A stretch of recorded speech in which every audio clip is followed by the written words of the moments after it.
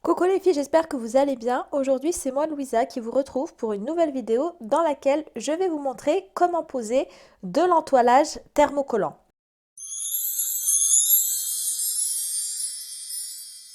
Alors, en lisant un tutoriel couture, il arrive souvent qu'on nous demande d'entoiler ou de renforcer des pièces de notre patron pour leur apporter plus de résistance.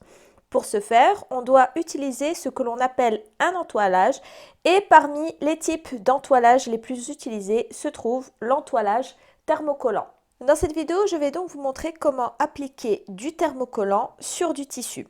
Mais avant toute chose, sachez que cette vidéo est la suite pratique de l'article détaillé que j'ai rédigé sur ce sujet la semaine dernière et qui se trouve sur notre blog. Donc pour celles qui souhaitent avoir plus de détails sur le thermocollant, à savoir sa définition, les types de thermocollants qui peuvent exister, comment le choisir et dans quel cas on ne peut pas l'utiliser, je vous invite à aller lire l'article en question, si ce n'est pas déjà fait, avant de procéder à ce tuto. Je vous laisse dans tous les cas le lien en dessous de cette vidéo dans la barre d'infos. Donc la vidéo d'aujourd'hui sera uniquement une vidéo pratique, elle sera divisée en deux. D'abord, on va voir la coupe du thermocollant et ensuite comment l'appliquer sur le tissu. Alors on va commencer avec la coupe de l'entoilage thermocollant.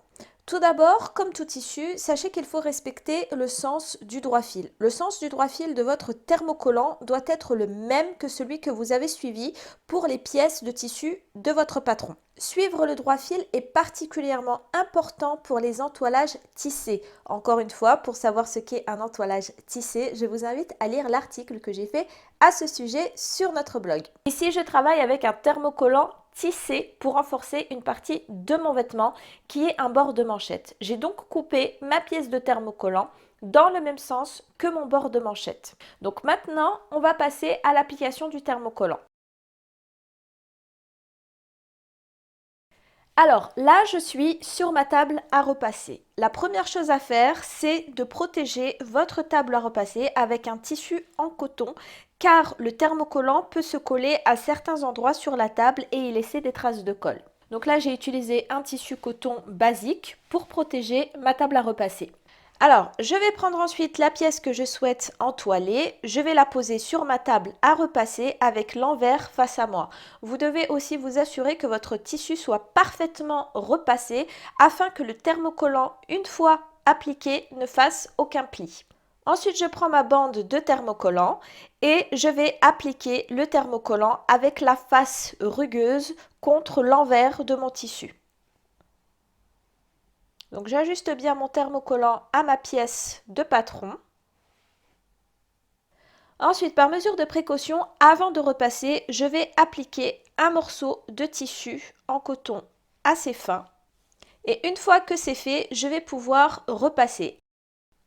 Concernant le réglage de votre fer à repasser, pour choisir la bonne température, vous devez vous référer aux indications qui se trouvent normalement sur votre thermocollant. Au moment de son achat, normalement, vous avez dû avoir dans son descriptif les indications concernant la température à utiliser. Cependant, sachez que généralement, on utilise le fer à repasser sans vapeur. Donc maintenant, on va procéder au repassage et lorsque l'on repasse, sachez qu'on ne fait pas glisser le fer à repasser pour ne pas déplacer le thermocollant. Vous allez simplement effectuer des petits coups de pression 5 à 6 fois pendant environ 10 secondes chacun. Donc je repasse en procédant aux petits coups de pression.